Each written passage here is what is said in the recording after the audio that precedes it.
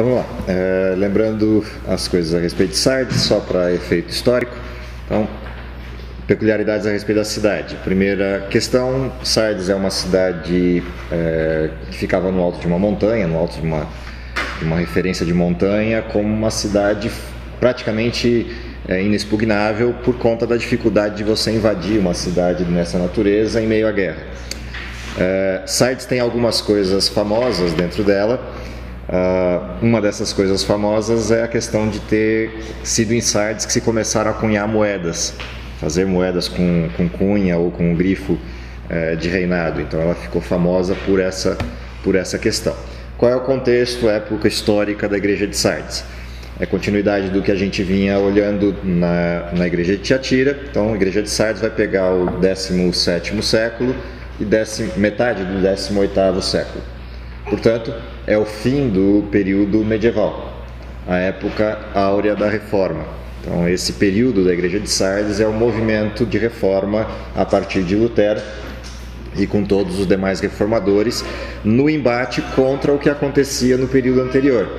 A igreja de Tiatira é marcada pela adulteração das verdades bíblicas. A igreja de Sardes é o resgate disso, é a tentativa de resgate desse fenômeno bíblico na época dos reformadores. O que mais?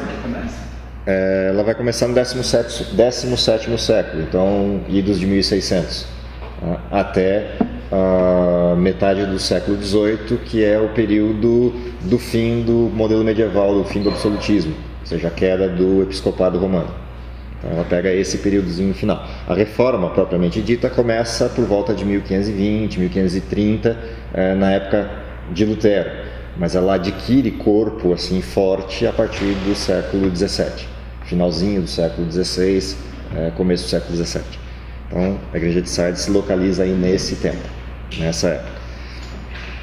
O que é interessante observar a partir daí são as referências que o texto bíblico vai fazer a Sardes em relação àquela mesma estrutura que a gente vem olhando, os elogios, as reprovações e a promessa feita ao período de Sardes. Então, o elogio, qual é a parte central que a igreja de Sardes é elogiada? Algumas pessoas não contaminaram suas vestiduras, alguns poucos entre os membros de Sardes não se contaminaram. Quem são esses poucos? Aqueles que levantam o movimento de reforma e os que insistiam em manter a verdade viva naquele período. A grande maioria do grupo anterior tinha passado pelo processo de perseguição, ou estava fugido ou morto. Mas havia alguns que haviam sobrado desse período, o finalzinho do movimento absolutista, do período absolutista, e que ainda guardavam, sustentavam a verdade.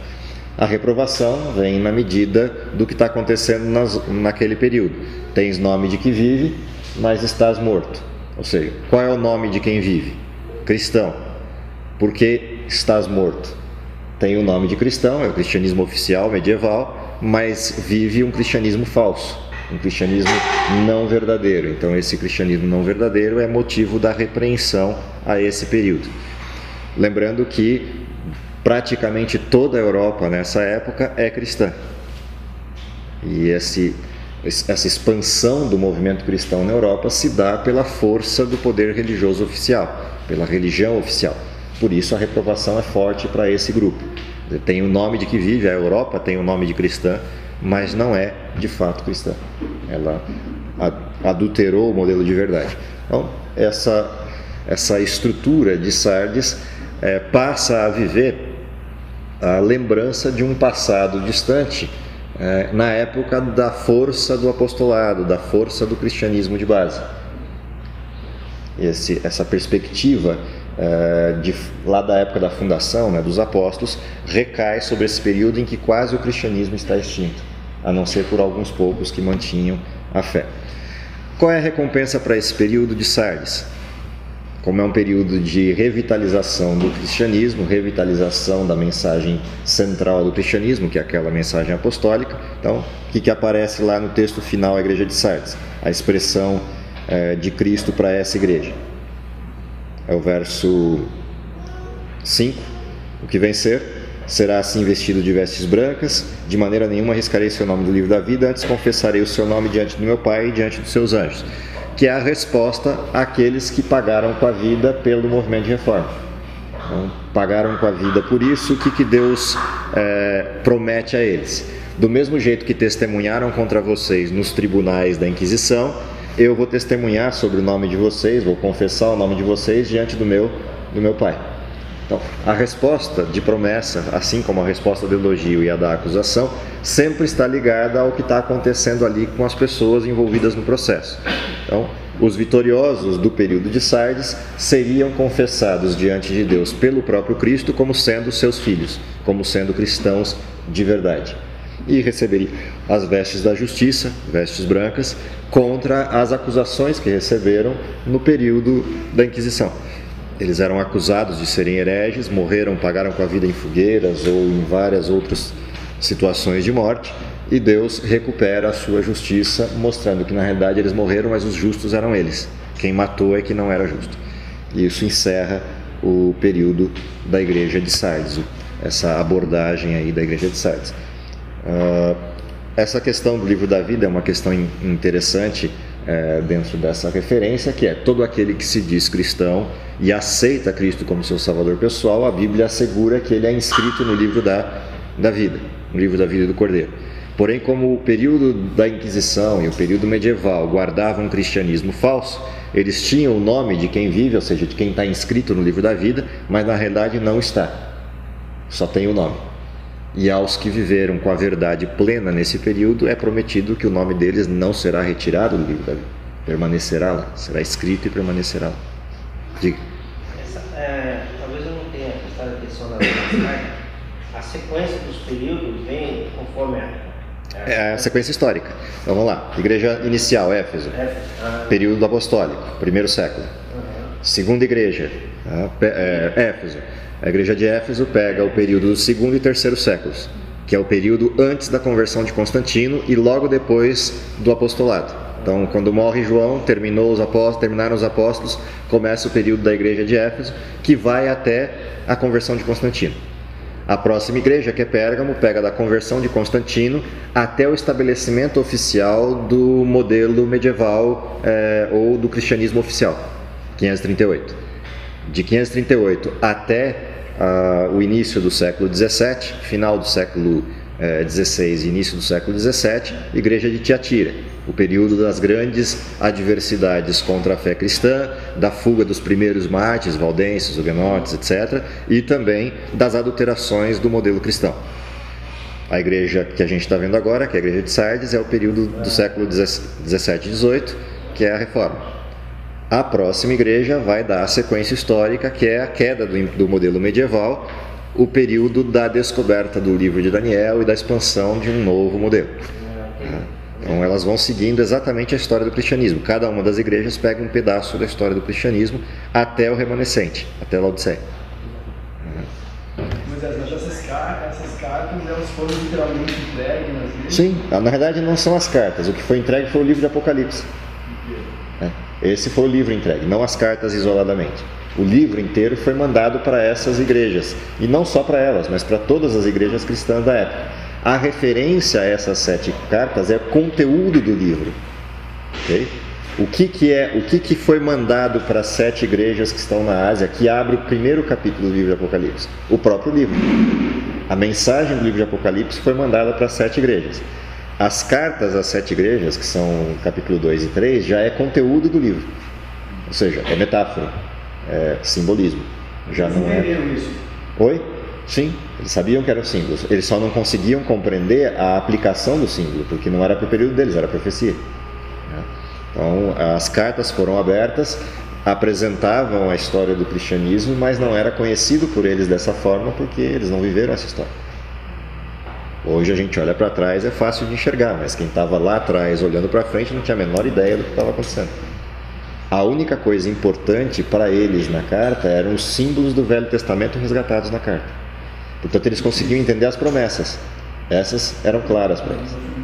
Nós mostramos poucas coisas. Então. Sim. Agora, de qualquer maneira, mesmo sendo uma simbologia profética, muito do conteúdo dessas cartas tinha a ver com as cidades específicas de cada um desses lugares, dessas regiões da Ásia Menor. E o que está no conteúdo das cartas também se reproduzia no cotidiano da Ásia Menor. Porque os símbolos usados aqui são símbolos conhecidos. Então, quando você pega essa abordagem que está aqui, ela também é aplicável localmente, mas não na totalidade. É aplicável como uma simbologia e como uma metáfora do cuidado que eles têm que ter com a falsidade, com a questão... Porque quando você fala, por exemplo, a manifestação de Jezabel, que estava lá na carta de Pérgamo, e você vai para a cidade específica onde essa carta foi escrita, as divindades e os fenômenos que aconteciam na cidade também tinham a ver com essa abordagem, mas não de forma completa. Então era uma advertência interessante e uma promessa local, mas mais do que isso era um texto profético para toda a história cristã. E isso eles não conseguiram ver, não tinha como ver. Só a gente consegue observar isso. E João, que foi quem viu a história inteira. Bom, continuidade, era do reavivamento, final do período medieval, a igreja de Filadélfia, Apocalipse 3, 7 a 13. Vamos lá. Quem quiser, à vontade. Ao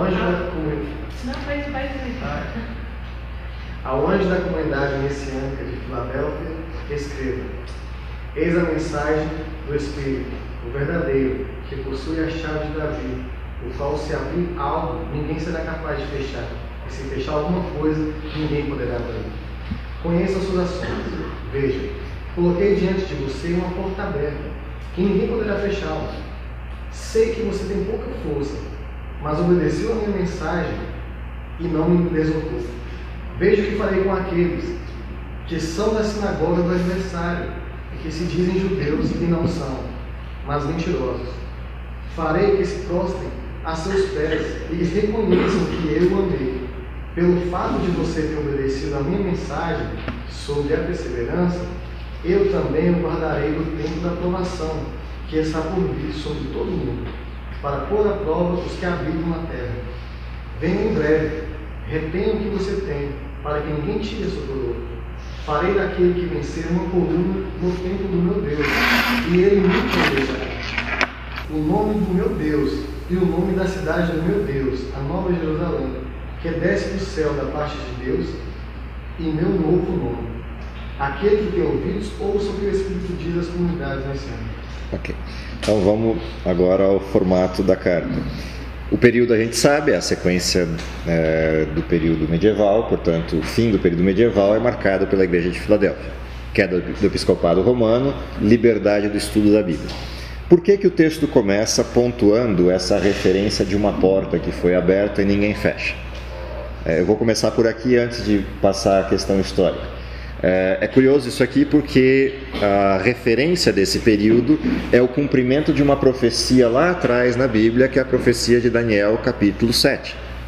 E o cumprimento de Daniel, capítulo 12, na sua parte de datas proféticas. Então vamos voltar lá em Daniel, capítulo 12. O 7 a gente não vai ver agora, a gente vê quando for estudar o texto de Daniel. Mas vamos voltar para o capítulo 12 de Daniel e ver o que estava escrito lá em relação a esse período.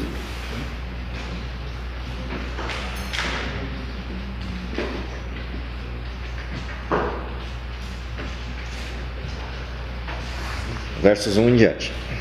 Se alguém quiser ler, à vontade.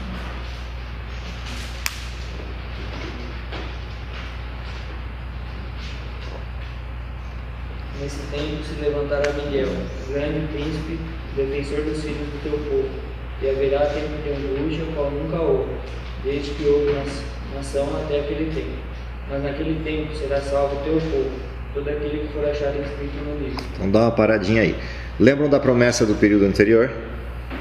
A promessa do período anterior é quem sobrevivesse ao final do período medieval, que era a época da Reforma e Inquisição, teria o nome escrito no livro da vida. O livro de Daniel faz a mesma promessa.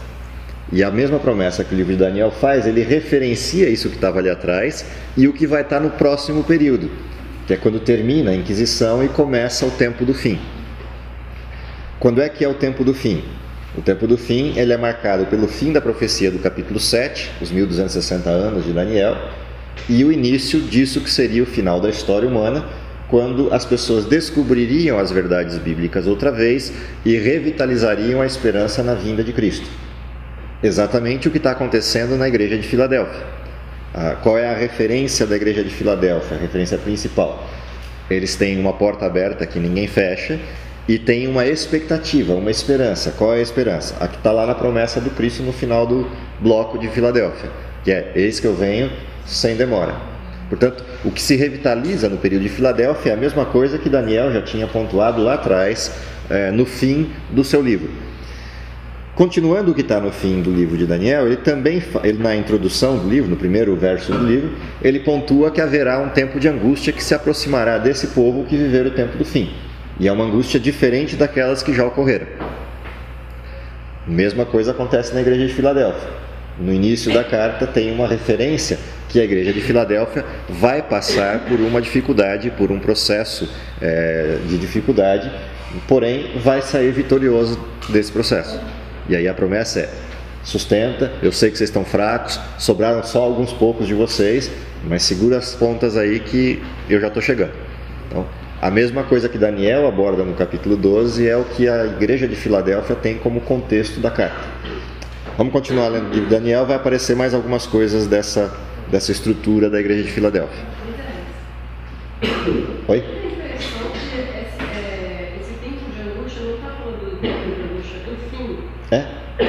É isso mesmo. É que a igreja de Filadélfia é a igreja que começa no período depois de 1798, ou seja, metade do século XVIII para frente e a entrada do tempo do fim. Quem tivesse nesse período dessa igreja passaria pelo quê? Pelo tempo do fim. Quando é que seria o tempo de angústia? Na proximidade da vinda de Cristo. Quando é que ele poderia ocorrer? Em qualquer época depois de 1798 e depois de 1844. Portanto, o que a gente vive hoje como realidade e expectativa disso é tempo emprestado, porque Jesus podia ter voltado no dia seguinte de 22 de outubro de 1844. Não precisava estar voltando agora. Já podia ter voltado há muito tempo atrás. Na promessa, essa era a expectativa. Mas dependia do quê? Da fidelidade desses que estivessem vivendo esse período e sustentassem a verdade com todo o poder e afinco necessário para isso. Aí Cristo voltaria. Então, a promessa ela segue alinhada com a perspectiva de Daniel. Mas tem um viés aqui. Qual é o viés? Deus é misericordioso, não querendo que ninguém se perca. E por isso alguns acham que a promessa é tardia, retarda-se. E aí esse tempo de angústia vai passar em Laodiceia. Oi? O tempo de angústia que vai passar em Laodiceia. Sim, sempre seria Laodiceia, não Filadélfia. Mas os de Filadélfia estariam vivos no período de Laodiceia, porque são 35 anos de distância. Entendeu? Se você pegar o início, nós estamos em 1798, virou o período. A descoberta do livro de Daniel vai se dar mais para frente um pouco. Então, 1800, 1805, 1810. 1844 começa o julgamento de Deus. A partir dali, não tem mais prazo para a vinda de Cristo. Qualquer dia é dia. Portanto, qual era a bem-aventurança? É o fim do livro do capítulo 12 de Daniel. A bem-aventurança é que quem chegasse lá veria Cristo voltando. Portanto, a promessa era para pessoas que estivessem vivas nesse período também. Mas dependia delas, não de Cristo. A promessa estava feita. Então, essa é a parte interessante dessa discussão no texto de Filadélfia. Mas Deus é misericordioso, mas até que ponto? Porque até o limite da história do pecado. Porque a pesquisa fala que nasce mais do que morre. Sim, mas isso não muda nada a perspectiva da vinda de Cristo. Por quê? A misericórdia não é para os que estão nascendo no mundo. A misericórdia é para aqueles que são os filhos de Deus e insistem em viver como Laodiceia. Ficam em cima do muro sem viver a verdade completa. O mundo está pronto para Jesus voltar desde 1844. Quem não está pronto é o povo de Deus, o remanescente, que vai proclamar a mensagem final para converter o mundo dos seus pecados. Esse é que não está pronto. Deus não está esperando o mundo, Deus está esperando a gente. É inverso o modelo. Ou seja, Deus está esperando aqueles que creem na promessa, que conhecem a promessa, que têm a responsabilidade de avisar o mundo, mas insistem em viver uma vida dúbia. Um pé no mundo, outro pé na fé. É para com esses que Deus tem misericórdia. E é por isso que ele retarda a promessa, não querendo que os seus filhos se percam. Porém, se eles não fizerem o que tem que fazer, as pedras farão e Cristo volta do mesmo jeito. Só que passa a oportunidade para aqueles que poderiam desempenhar essa missão. A igreja de Laodiceia tem essa responsabilidade. A de Filadélfia tem a responsabilidade de reavivar a fé, revitalizar a verdade. A de Laodiceia, pegar essa verdade e pregar e viver. O problema é que Laodiceia não vive. E aí fica esse processo morno. Não é frio e nem é quente. Tem toda a verdade, mas não desenvolve essa verdade na vida. Por isso é morno, não é frio nem quente. Esse é o desenho da próxima igreja. Okay? Vamos continuar lendo o livro de Daniel, só para a gente resgatar alguns outros elementos que estão aí nessa história. Esses dois textos estão linkados também com o sermão profético de Mateus 24? Sim, totalmente. Principalmente os três últimos versos do bloco da profecia. De Mateus 24, 1 a 14, os três últimos versos, 12, 13 e 14, estão linkados com isso aqui. Totalmente linkados com isso aqui. Vamos lá, verso 2 em diante. Quem estava lendo, Daniel?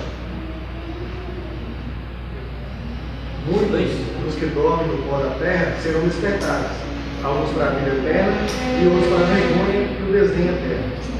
No entanto, aqueles que tiverem entendimento brilharão como o resplendor da abóbora do céu. E quem conduzir muitos à justiça reluzirá como as estrelas para todo sempre. Continua. No entanto, você, Daniel, guarde essas palavras em segredo e cele o livro até o tempo do fim. Muitos correrão para cá e para lá quando o conhecimento aumentar. Portanto, o que deveria acontecer com o livro de Daniel? Ele deveria ser fechado, selado. Até quando? Até o tempo do fim. Quando é que começa o tempo do fim? Igreja de Filadélfia, 1798. Portanto, quando a igreja de Filadélfia se inicia, o que acontece com o livro de Daniel? Ele é aberto. As pessoas voltam a estudar o livro e o saber sobre ele se multiplica. Em se multiplicado o saber sobre o livro, que descoberta as pessoas fazem? Cristo está voltando. E a mensagem da vinda de Cristo volta à tona outra vez. Isso inunda o mundo com uma perspectiva nova, diferente da perspectiva medieval. Qual era a perspectiva medieval? Cristo vai voltar? Não, a perspectiva medieval tinha sido alterada, porque todo aquele que morria ou ia para o céu ou ia para o inferno, não tinha a vinda de Cristo. A mensagem da vinda de Cristo se perdeu durante o período medieval. Ela era a mensagem forte do período apostólico e deixou de ser a mensagem forte durante todo o período medieval. A revitalização dos textos bíblicos e a descoberta do texto de Daniel outra vez traz essa mensagem no dia a dia do cristianismo. E isso se expande por todos os lados, por todos os lugares. Essa expansão é a descrição que está aqui. O saber se multiplicará, e esse saber já estava referenciado anteriormente no verso 3. Aqueles que tiverem entendimento, ou seja, que descobrirem essas promessas, passarem a persegui-las com todo afinco outra vez, na expectativa da vinda de Cristo, seriam contados entre os justos. E os que avisassem outros dessa promessa seriam aqueles que resplandeceriam, porque cada um daqueles que eles trazem como conversos à expectativa da vinda de Cristo é uma estrela que eles ganham na coroa, portanto reluzirão como as estrelas do céu. Então, o texto retrata a figura dos que estiverem vivendo o tempo do fim, pregando a vinda de Cristo e a expectativa da brevidade dessa vinda. O problema é que Daniel, ao escutar essa ordem, ele está tão concentrado nas coisas da promessa e nas questões envolvidas no verso 1, 2 e 3 que ele está relatando, no conteúdo desses 3 versos, que ele não presta atenção no que o anjo falou. Fecha as palavras porque isso aqui não é para o teu tempo. E aí ele volta à discussão, verso 5 em diante.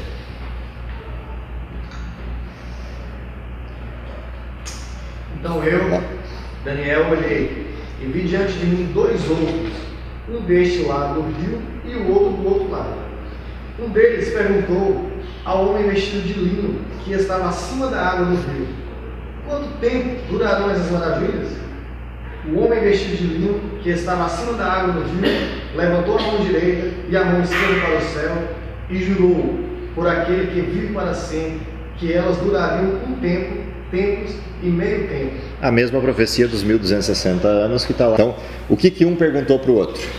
O que um anjo perguntou por aquele que estava em cima do rio? até quando essas coisas vão durar para que isso aconteça, ou seja, quando é que começa o tempo do fim e se encerra a história. Ele falou um tempo, tempos e metade de um tempo, 1 ano, 2 anos, metade de 1 ano ou 1260 dias. Profecia de Daniel 7. A gente vai ver isso depois com calma, não hoje. Mas de qualquer forma, ele pontua o período em que isso ocorreria. Pontuado esse período, então agora eu já sei quando é. Se eu já sei quando é, vem a expectativa. Eu quero chegar lá o mais rapidamente possível. E aí, verso 8. Pode terminar o 7? Pode terminar. E ocorrerão quando o poder do povo sagrado não for mais danificado, todas essas coisas terminarão. Ouvi, mas não pude entender o significado. Por isso perguntei: Senhor, qual será o resultado disso? No entanto, ele disse: siga seu caminho, Daniel, pois essas palavras devem permanecer em segredo e seladas até o tempo do fim. Ok, é a mesma coisa que já tinha sido dito, e Daniel insiste em querer saber o significado, e o anjo fala: não, isso não. Tudo que você precisava saber já foi dito para você. Isso aqui não é para o seu tempo, não é para ser discutido. Lá na frente eles vão saber o que significa. E aí vem o restante do bloco. Muitos serão purificados, limpos e refinados, mas os ímpios continuarão a agir com piedade, e nenhum dos ímpios entenderá. Lembra o que estava na igreja de Filadélfia? No texto de Filadélfia é exatamente isso aqui. Aqueles que vivem no período de Filadélfia são os que estão sendo purificados dentro desse processo de reavivamento da igreja, reavivamento da verdade de Deus. Segue. No entanto, os que têm discernimento compreenderão. Desde o tempo da retirada da oferta queimada, revelada, até a colocação da abominação que causa desolação, haverá 1290 dias. Abençoado será aquele que esperar e alcançar os 1335 dias. No entanto, vá, siga seu caminho até chegar no fim. Então você descansará e se levantará para receber sua recompensa no fim dos dias. O que tinha dito no início do texto? No fim dos tempos, quando Jesus retornasse, aqueles que morreram em Cristo ressuscitariam. Qual é a promessa para Daniel? Vai, segue o teu caminho. Essas promessas não são para o seu tempo. Você vai morrer. Quando você acordar de novo, já é para receber o teu galardão. Você já ressuscita como salvo para assistir a cena final desse período. E não vai viver todas essas histórias. Duas coisas curiosas desse texto, verso 11 e verso 12. O texto diz aqui, o tempo do fim será compreendido por aqueles que tiverem discernimento. E esse tempo será de 1290 dias. E então começará o tempo do fim. Esses 1290 dias marcam 2 eventos. O primeiro evento, o estabelecimento da abominação desoladora ou da revitalização do sacrifício que havia sido extinto. Quando é que o sacrifício é revitalizado e a abominação colocada no templo outra vez? A partir do momento que você institui o rito do sacrifício no ritual cristão de novo. Isso é instituído pelos idos de 508, quando na época de Clovis, período da Ascensão, se desenha o ritual do que a gente chama hoje de missa, que é o sacrifício de Cristo todos os domingos, como modelo literal de sacrifício e o modelo de apresentação da Eucaristia, da ceia, com uma referência literal. Ou seja, todos os domingos pela manhã, Cristo é sacrificado outra vez, é morto de novo. E isso é a abominação da desolação colocada no templo, que é o sacrifício falso, colocado dentro dele, porque o sacrifício perpétuo já tinha ocorrido. 1290 dias para frente, o que deveria acontecer? O mesmo poder que instituiu o sacrifício falso seria retirado do poder. E isso marcaria o início do tempo do fim. É só fazer a conta. 508 mais 1290, a gente está em 1798, quando o bispo de Roma é preso, encerra-se o período absolutista. Mas o texto não para aí, ele diz: bem-aventurado quem chegar aonde? 1335 dias. Faz a mesma conta, você vai saber quando dá. Então, se eu estou aqui em 508, 1335 dias para frente, eu estou em 1844. Mesma referência profética outra vez. O que acontece? Eu tenho o encerramento do período do reavivamento e o início do juízo de Deus, que é a profecia do capítulo 8 de Daniel. Então, capítulo 7 e capítulo 8 conectados estão nesses 2 versos que estão sendo referenciados aqui, os 1290 dias e os 1844. E ambos estão no texto de Filadélfia. nos versos que a gente leu da igreja de Filadélfia. Então agora vamos olhar para a igreja à luz disso que a gente leu. Então, coisas curiosas da parte histórica: Filadélfia era uma região situada num vale, dois vales grandes e férteis, e é uma cidade curiosa porque a entrada dessa cidade, que perfazia esses dois vales, formavam uma porta, só que era uma porta sempre aberta. Curiosamente, é a metáfora usada no texto. Tenho posto uma porta aberta diante de vocês que não será fechada. Essa porta aberta é o texto bíblico sendo lido outra vez, o resgate das profecias e mensagens verdadeiras da Bíblia, livres outra vez, porque o período medieval acabou, o período absolutista terminou. Professor, diga. Esse ano 508, então que começou o sacramento da missa mesmo? Sim, gravado? sim. Com a extensão de Clovis, esse ritual se estabelece com um modelo oficial e a partir daí isso vira o rito oficial da igreja.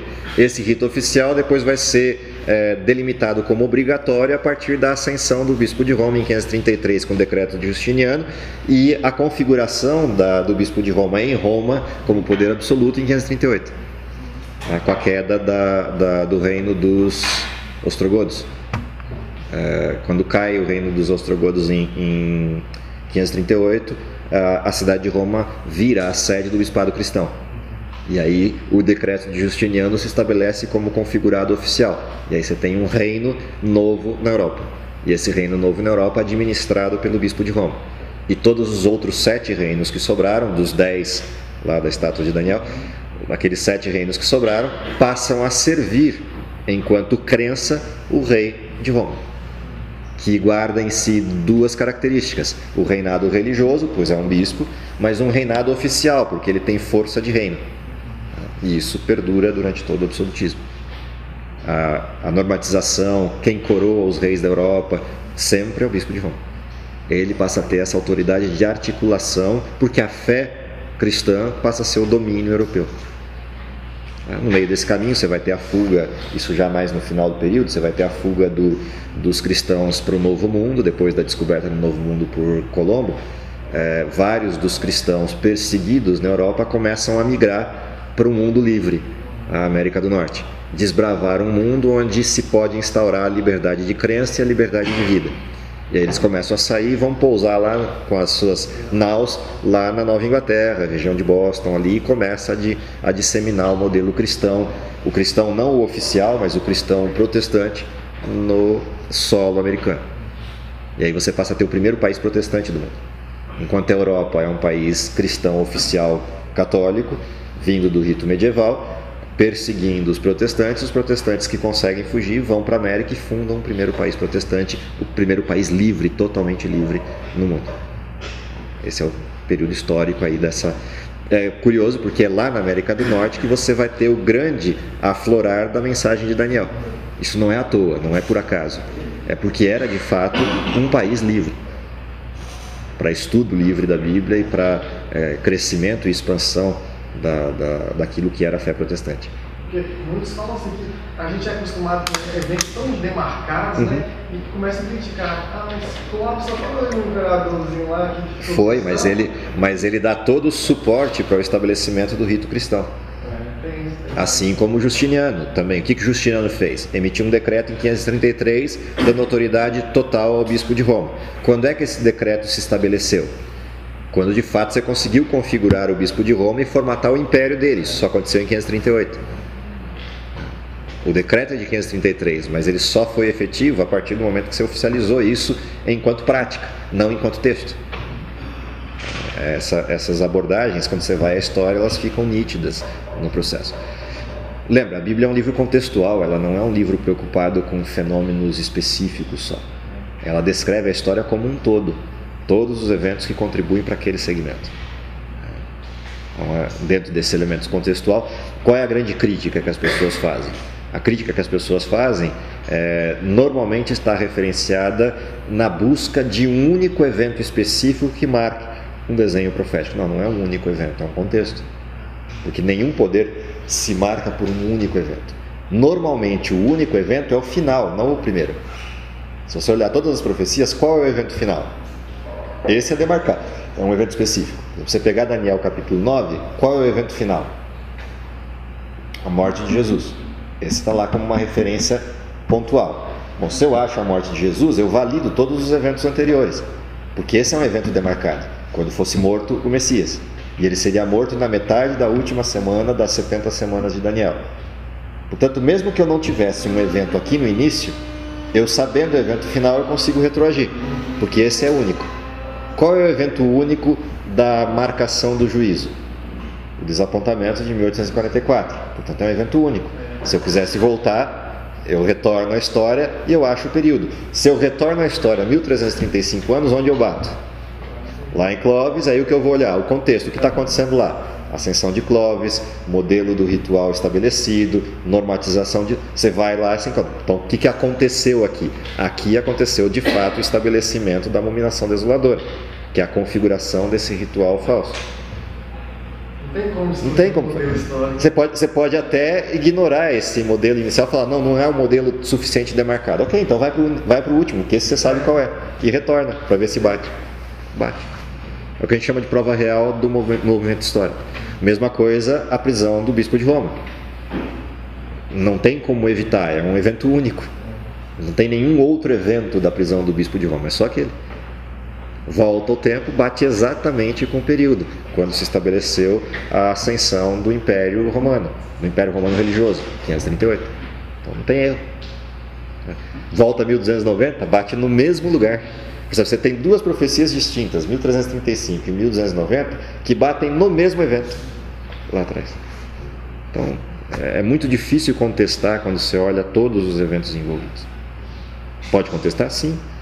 A Bíblia admite contestação por todos os lados. A questão é qual é a base que eu uso para essa contestação. Okay. Vamos lá, então, repassando a carta. Qual é o elogio para a igreja de Filadélfia?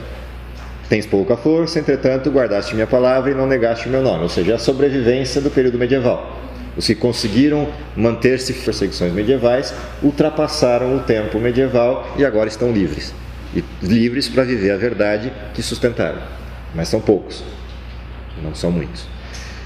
Então a esses crentes, como na igreja de Esmirna, Jesus não dá nenhum tipo de reprovação. Por quê? Quem sobreviveu até ali é porque foi fiel mesmo. Então não tem por que colocar outra carga sobre eles como reprovação. Assim como não aconteceu com a igreja de Esmirna reprovação alguma, porque eles estavam vivendo sobre o auge da perseguição. Que mais tem de importante aí? Jesus, que é o eterno, ele que guarda a chave, possui a autoridade que transcende a todos os elementos. E é ele quem faz esse povo sobreviver a tudo isso. Portanto, qual é a segurança para quem passou incólume ao período medieval? De que quem os ajudou a vencer é aquele que guardava essa vitória e que também guarda a chave de todas as verdades, que agora abriu. Com essa chave ele abre a verdade e ninguém mais fecha. Não há mais restrição ao conhecimento da verdade. Qual é a recompensa para esse povo? Coluna no templo. Então quem vive esse período e sustenta a verdade até aqui e vai agora fundar os pilares da verdade no movimento de reavivamento, vai ser coluna no templo de Deus, os pilares do templo de Deus. Não sairão dele, ou seja, poderão servir e atuar com Deus perenemente, próximos a ele. Terão nomes, escreverei sobre ele o nome do meu Deus e o nome da cidade do meu Deus, a Nova Jerusalém que desce do céu, e também o meu novo nome. Portanto, eles vão receber as honrarias de serem aqueles que de fato representam a Deus ao mundo.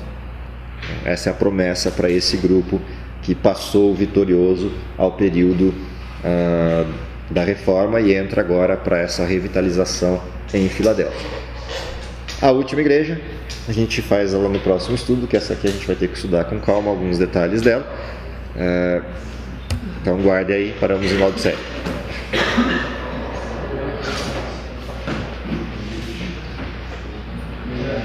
Oi?